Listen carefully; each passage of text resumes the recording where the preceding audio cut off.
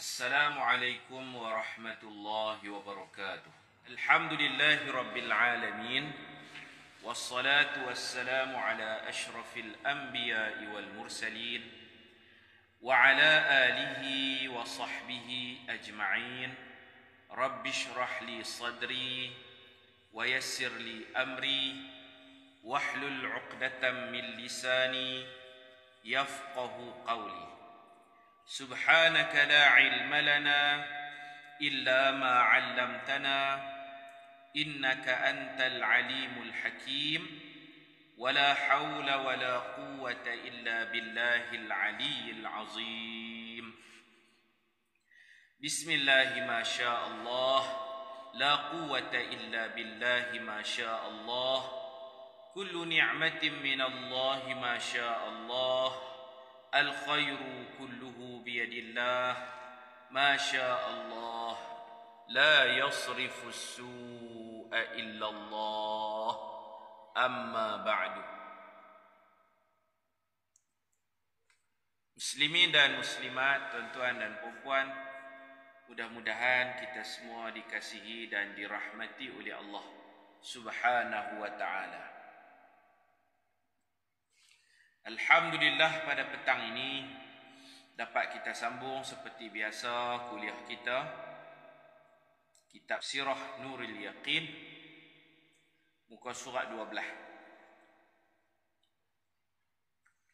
Akhlaquhu al-karimah, sifat mulia baginda sallallahu alaihi wasallam. Ishtahara sallallahu alaihi wasallam بين قومه بجميع الخصال المحمودة كالصدق والأمانة والحلم والحياء والتواضع حتى لقبوه بالأمين. Baginda terkenal dalam kaumnya dengan memiliki semua perangai yang terpuji, seperti bercakap benar, amanah, lambat marah, pemalu dan tawadhu', sehingga mereka memberi gelaran Al-Amin kepadanya, As-Sadiqul Amin. Wa kana qaumuhu wa 'ashiratuhu yuhibbunahu hubban 'aziman wa yahtarimunahu ihtiraman zaidan. Semua kaum keluarganya menyayanginya dengan kasih sayang yang bersangatan, dan mereka amat menghormatinya dengan penghormatan yang luar biasa. Wa qad hafizahu Allah mundu sigharihi min a'malil jahiliyah, falam yashrab khamran wa lam yasjud li sanam. Allah memelihara dirinya semenjak kecil dari melakukan perbuatan jahiliyah. Baginda tidak pernah meminum arak dan tidak pernah sujud kepada berhala.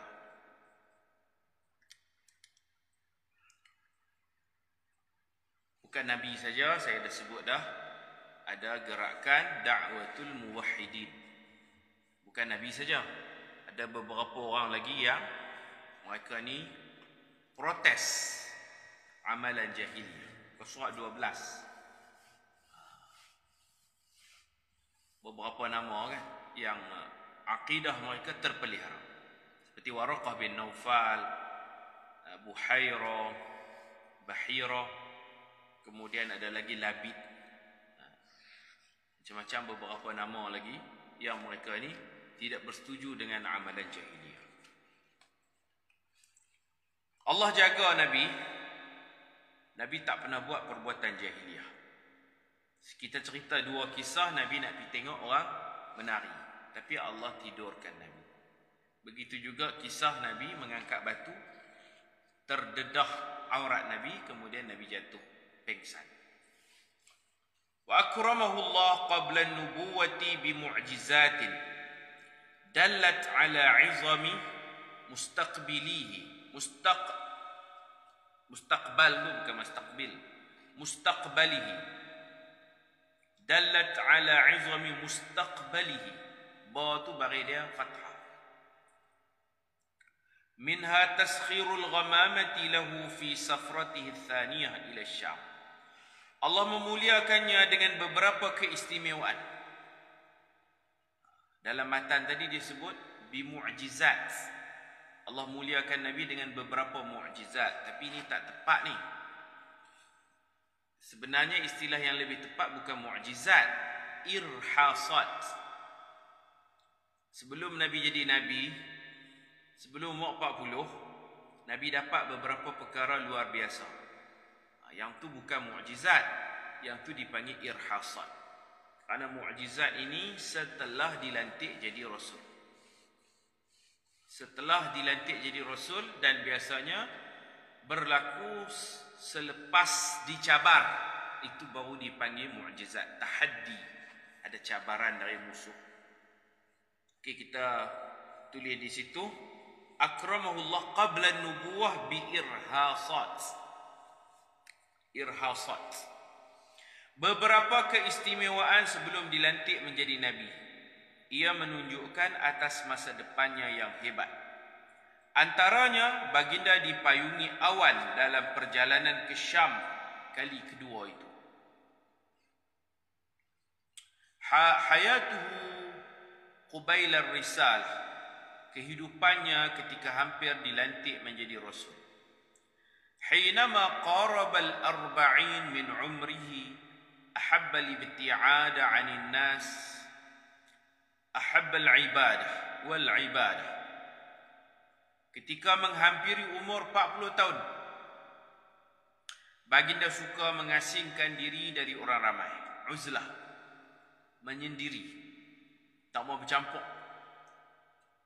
Sebab orang banyak buat maksiat, buat benda-benda yang keji.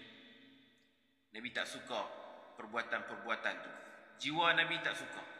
Maka Nabi memilih untuk duduk seorang-seorang, iaitulah dalam gua Hira. Nabi suka menjauhkan diri, mengasingkan diri dari orang ramai, dan rajin beribadah. Ibadah cara Nabi Ibrahim, sembahyang pagi dan petang. Macam mana kita pun tak tahu. Apabila Tuhan yang satu, Tuhan yang Esa, kemudian akidah pun sama, semua Nabi-Nabi membawa Islam, ani'budullah wa la tusyriku bihi syai'a. Sembahlah Allah, jangan syirikkan Allah dengan sesuatu. Jadi dalam usul al-aqidah, usulul iman, sepakat semua Nabi-Nabi membawa ajaran yang sama. Tuhan Allah, tidak boleh syirik. Begitulah juga dalam soal tasyri'at, hukum hakam pun sama. Hukum hakam pun sama. Yang kata Islam tu, dia ada rukun dia. Seperti mendirikan solat, mengeluarkan zakat, puasa, haji. Buniyal Islam. Islam itu dibina ala khamsin. 5. Maksudnya apa tadi? Apa tadi itu yang irhasat tu? Luar biasa. Perkara luar biasa yang berlaku sebelum jadi Nabi. Mu'jizat selepas jadi Nabi. Istilah adalah istilah apa-apa perkara luar biasa yang mencarikan adat sebelum jadi Nabi, itu dipanggil irhasat. Kalau jadi lepas dah jadi Nabi, itu dipanggil mu'jizat. Istilah perkara luar biasa yang mencarikan adat. Baik, Islam ini daripada Nabi Adam sampai Nabi Muhammad, semuanya Islam. Nabi kata buniyal Islam, Islam dibina atas 5 perkara. Yang pertama, kena mengaku Tuhan Allah, tiada Tuhan melainkan Allah. Kemudian kita kena mengucap lagi Nabi Muhammad sebagai utusan Allah. 2 kalimah syahadah. Mendirikan solat, semua Nabi-Nabi ada solat. Semua Nabi-Nabi mendirikan solat, cuma kaifiat, cara je lain. Nama solat. Dalam Quran banyaklah Allah Ta'ala sebut Nabi Isa ketika kecil. Dia kata, dia boleh cakap, dia kata awsani bis salah waz zakah. Zakat ada juga. ma dumtu hayya. Nabi-nabi lain pun ada sebut solat dalam Quran. Nabi Ibrahim, Nabi Ismail, wa kana ya'muru ahlahu bis salah. Nabi Ismail menyuruh keluarganya salat. Kemudian salat ini perlukan taharah.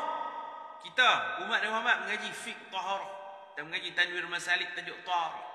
Umat-umat dulu pun wajib bila nak salat syaratnya kena taharah, kena suci. Kena basuh apa yang perlu basuh, kena mandi, kena cuci. Tengok dalam Quran Allah Ta'ala sebut antahhira baitiya lit-ta'ifina war-ruk'is sujud. Hendaklah kamu wahai Ibrahim dan Ismail, antahhira, kamu kena taharah, kamu kena sucikan kawasan Masjidil Haram, kawasan Kaabah. Antahhira baiti, sucikan rumahku Baitullah. Pasal orang nak main ni lit-ta'ifin, orang nak main tawaf, war-ruk'is sujud, orang nak rokok, orang nak sujud. Rokok sujud tu salat lah. Jadi kalau saya senaraikan, banyak ayat-ayat berkaitan salat, ayat-ayat berkaitan taharah. Ayat-ayat berkaitan salat ini perlukan doa, perlukan baca tu, baca ni, azkar, zikir-zikir, doa-doa, termasuk doa qunut. Maryam, ibu Nabi Isa, Allah Ta'ala sebut. Allah Ta'ala sebut dia apa? Waqnuti warka'in ma'ar raki'in. Ma'ar raki'in tu rokok bersama orang rokok. Makna salat berjamaah.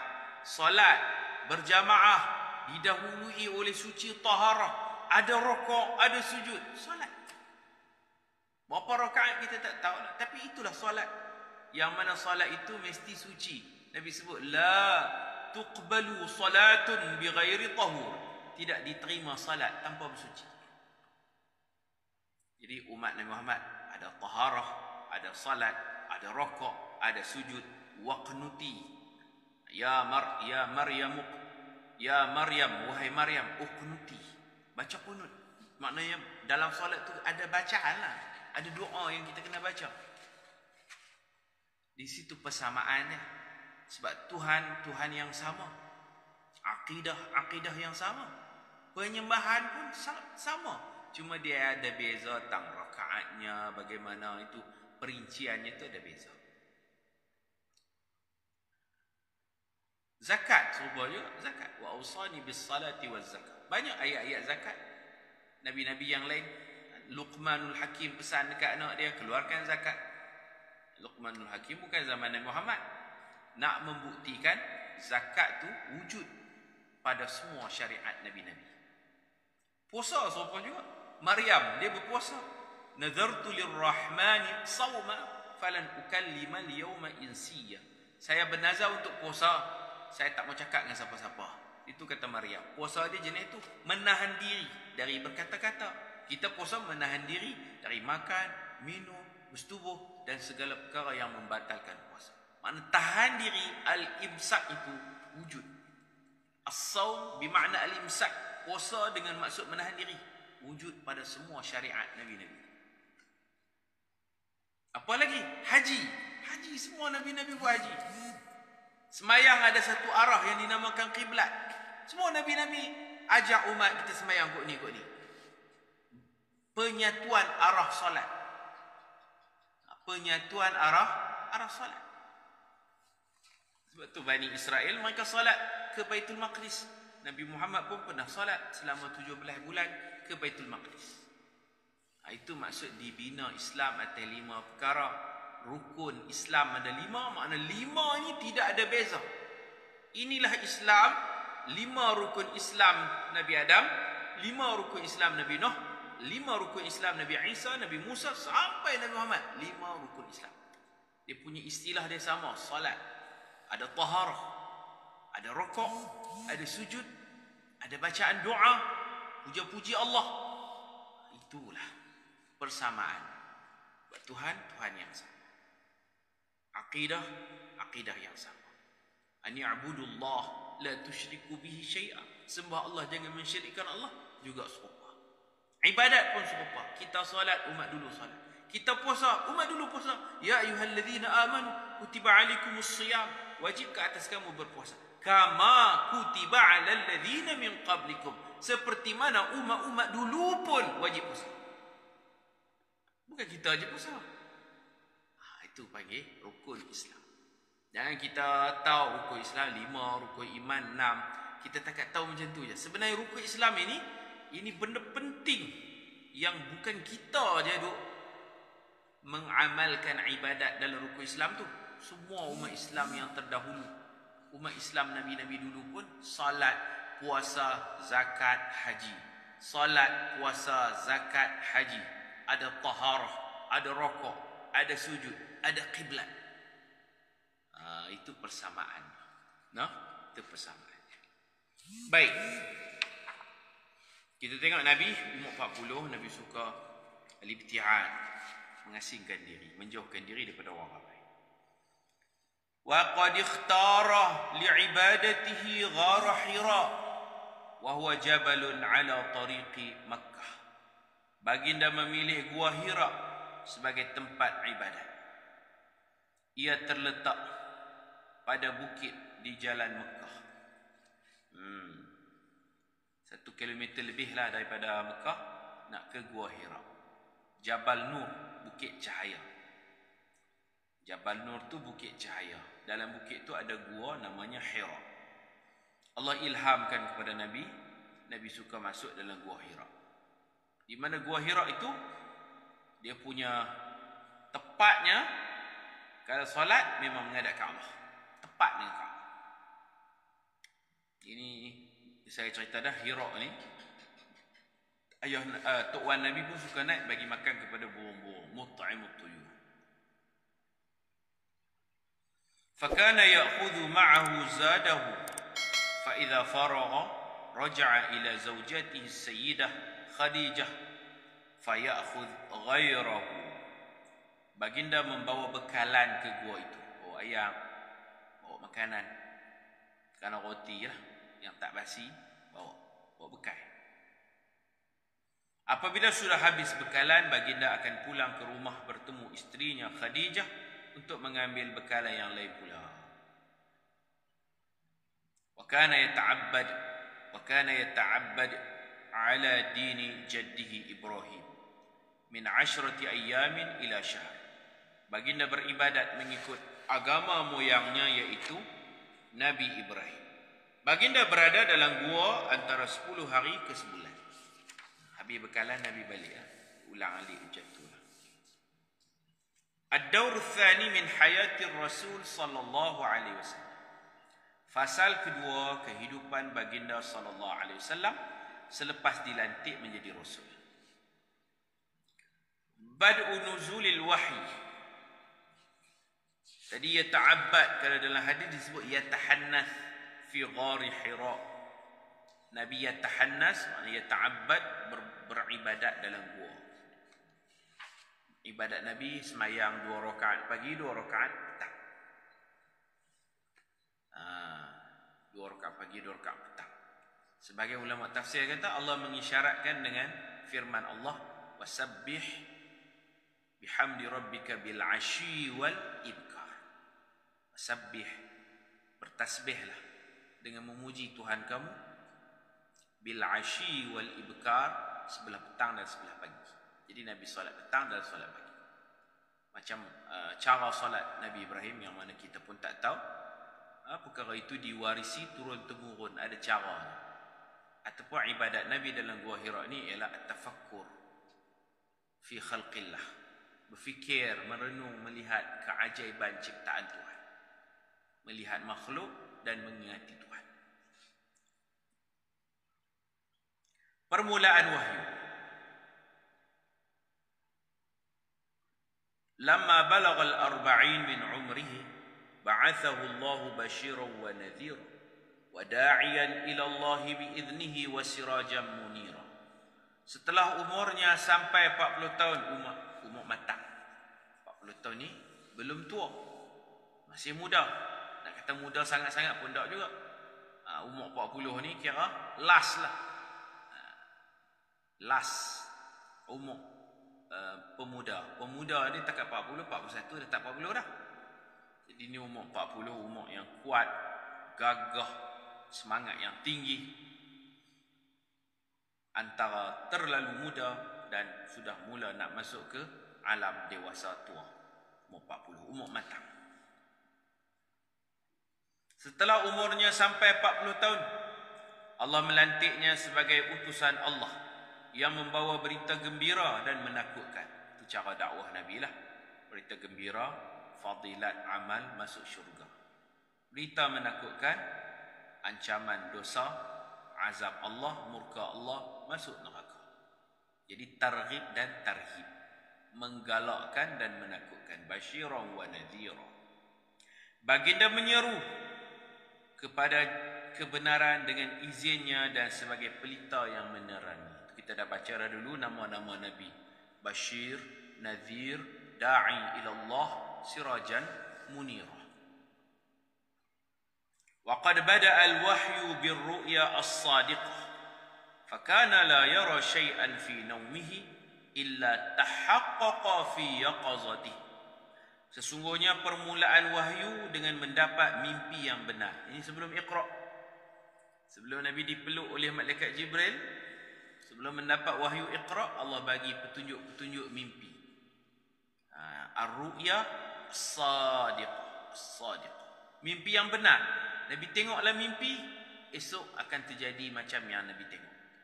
Contoh, dalam mimpi, Nabi mimpi ada pokok bercakap dengan Nabi. Esok Nabi pergi kat pokok tu akan bagi salam dan bercakap dengan Nabi. Sungguh.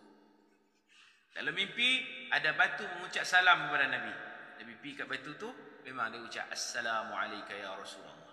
Terutamanya, pokok-pokok dan batu-batu kawasan yang Nabi mendaki nak naik Gua Hira. Nabi mimpi, ada orang ni sakit kemudian meninggal dunia.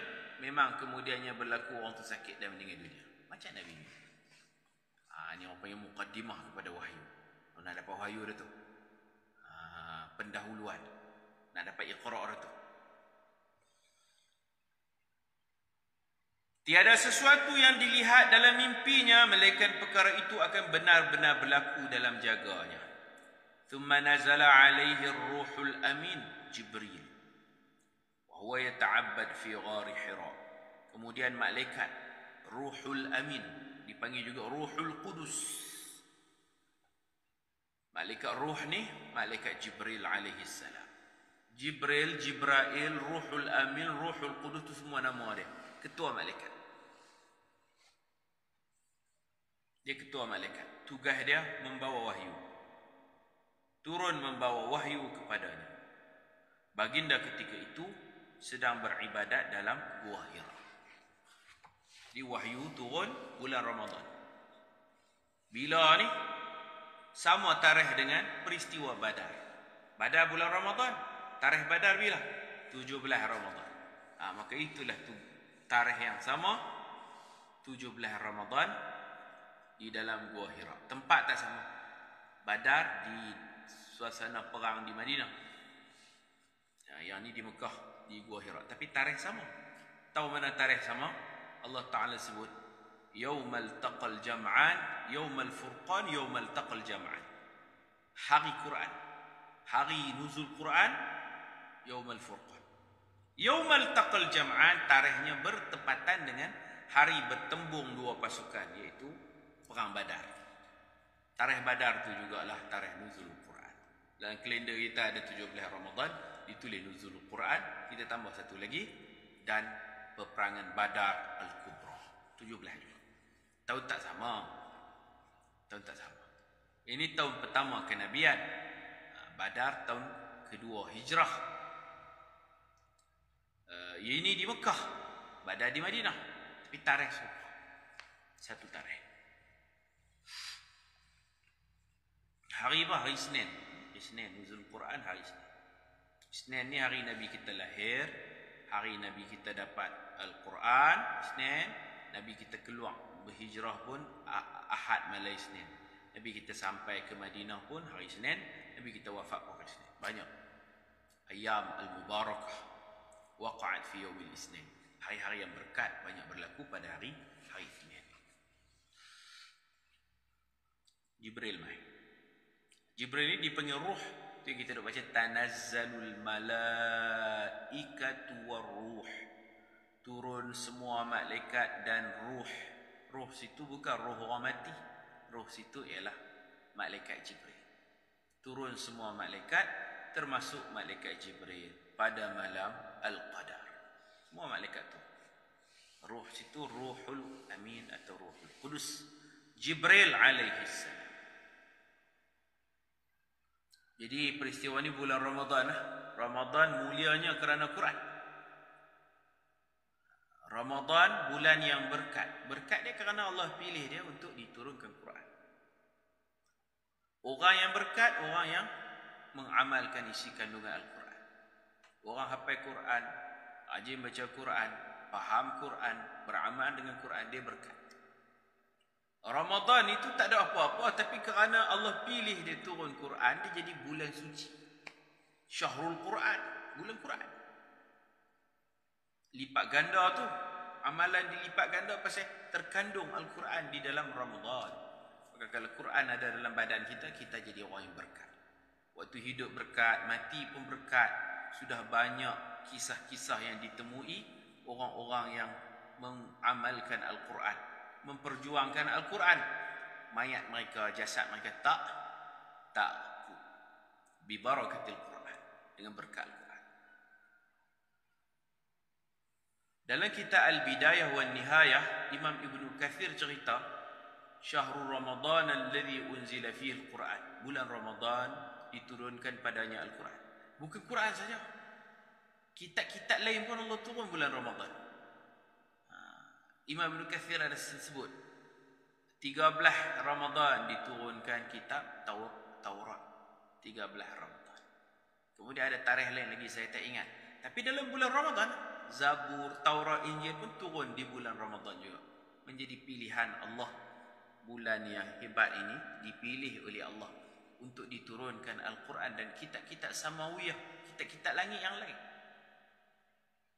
Kalau Quran tu 17 Ramadan, sebelum tu ada 13 Ramadan, 10 Ramadan, saya tak ingatlah turutannya, tapi kitab-kitab Allah, kitab-kitab agama langit ini dipilih untuk diturunkan pada bulan Ramadan, bukan Quran saja. Quran tu memang jelaslah, Syahrul Ramadan alladhi unzila fihi Quran, itu memang jelaslah. Ibnu Kathir dalam kitab Bidayah wan Nihayah, dia membawa riwayat bahwasanya bukan Quran saja, kitab-kitab lain pun Allah Ta'ala turunkan untuk Nabi-Nabi yang lain di bulan Ramadan juga. Jadi Al-Quran ini diturunkan kepada sebaik-baik makhluk Nabi Muhammad sallallahu alaihi wasallam. Dibawa oleh sebaik-baik malaikat Jibril alaihi salam. Di tempat sebaik-baik tempat, Mekah Al-Mukarramah, dengan sebaik-baik bahasa Arab, sebaik-baik malam Lailatul Qadar. Inna anzalnahu fi Lailatul Qadr. Kami turunkan Quran 30 juzuk, turun lengkap pada malam Lailatul Qadar. Hak tu bila tak tahulah, tapi Ramadan lah, bila tak tahu malam Lailatul Qadar, daripada Lauh Mahfuz tu Allah suruh malaikat salin. Hak di Lauh Mahfuz pun ada lagi tulisan tak terpadam. Salin, kopi. Buat satu kopi, satu salinan, 30 juzuk, buat turun ke langit dunia. Tu malam Lailatul Qadar. Daf'atan wahidah. Sekaligus turun tu 30 juzuk, ada di langit pertama. Nama langit dunia, langit hak paling dekat dengan dunia. Langit pertama. Salinan lengkap 30 juzuk, satu kopi yang lengkap dari Lauh Mahfuz buat turun ke langit dunia. Itu malam Lailatul Qadar. Kemudian daripada langit dunia tu Jibril kena buat turun sikit-sikit dekat Nabi Muhammad. Kena baca sikit-sikit. Yang tu 17 Ramadan mula dengan 5 ayat. Iqra bismi rabbikal ladzi khalaq, khalaqal insana min 'alaq, iqra wa rabbukal akram alladzi 'allama bil qalam, 'allamal insana ma lam ya'lam. Ini wahyu pertama. 5 ayat daripada surah Al-Alaq. Surah Al-Alaq, surah tentang penciptaan manusia daripada darah. daripada air mani yang hina kemudian bertukar menjadi darah, kemudian jadi segumpal daging. Supaya kita sedar asal usul kita kena baca. Iqra. Bacalah, sains pun tak apa, biologi pun tak apa, baca. Yang penting mendekatkan kita dengan Allah. Bismi rabbikal ladzi khalaq, dengan nama Tuhan yang menciptakan. Iqra makna boleh baca, boleh belajar apa-apa ilmu, yang penting bermanfaat. Yang penting menjadikan kita manusia yang bermanfaat, yang tidak memudaratkan orang lain, menjadikan kita manusia yang dekat diri dengan Allah. Makin kita belajar, makin kita nampak ilmu Allah tiada tepian, ilmu Allah sangat luas. Baca, iqra. Bukan baca kitab sirah saja, baca. Bacalah semua yang boleh menambah ilmu. Tapi yang penting bila dah jadi ilmuwan, dah cerdik, kena tunduk, resam padi. Wasjud waqtarib. Sujud dan dekat diri dengan Allah. Bukan bongkak. Makin ada ilmu makin meninggi, tak. Makin ada ilmu makin menunduk. Seperti resam padi. Wasjud waqtarib. Cari ilmu yang bermanfaat. Bantu orang, tolong orang, bahagiakan alam ini, didik, dan wasjud waqtarib. Sujud, dekatkan diri kepada Allah. Betul, orang yang mendakwa kata dia alim, maka sebenarnya dia jahil. Orang yang mengaku dia alim, dia jahil. Proses menuntut ilmu dengan membaca, dengan belajar, dengan pengalaman, Allah Ta'ala tambah ilmu. Ilmu bertambah dengan pengalaman mengajar. Ilmu bertambah dengan bacaan yang kita baca. Dengan umur yang makin bertambah. Kadang-kadang ada kitab yang dulu kita baca, kita tak faham. Allah tambah umur kita. Kita baca sekarang, kita boleh faham. Ada benda yang kita tak faham apa maksudnya. Semakin berumur, baca-baca boleh faham pula. Alhamdulillah. Orang yang banyak ilmu, dia kena sujud dan dekat diri kepada Allah, kena tawaduk, kerana kena merendah diri kepada Allah. Dan dia akan rasa makin dia belajar makin jahil, bukan makin alim. Makin lama belajar makin jahil. Dan dia akan lebih menghormati kepada guru-gurunya. Atas jasa guru-gurunya dia dapat faham. Allamahullah ma lam ya'lam. Allah mengajar apa yang dia tak tahu. Ada yang dia tak faham sekarang, dulu tak faham. Jadi begitulah. Baik, Allah Ta'ala turunkan Quran melalui perantaraan Jibril alaihi salam ketika Nabi sedang beribadat di dalam Gua Hira. Turun sikit-sikit lah, memakan masa 23 tahun. 13 tahun di Mekah, 10 tahun di Madinah. Ayat Quran turun sikit-sikit. وعلمه كيف يهدي الناس الصراط المستقيم ويرشدهم إلى اتباع الدين القويم. Jibril alaihi salam mengajarnya cara menunjukkan manusia ke jalan yang lurus dan membimbing mereka untuk mengikuti agama yang benar. Kita berhenti dekat ni dulu. Wallahu subhanahu wa ta'ala a'lam. Wa sallallahu ala sayyidina Muhammad وعلى آله وصحبه أجمعين والحمد لله رب العالمين. سبحانك اللهم وبحمدك أشهد أن لا إله إلا أنت أستغفرك وأتوب إليك. بسم الله الرحمن الرحيم. والعصر إن الإنسان لفي خسر إلا الذين آمنوا وعملوا الصالحات وتواصوا بالحق وتواصوا بالصبر. السلام عليكم ورحمة الله وبركاته.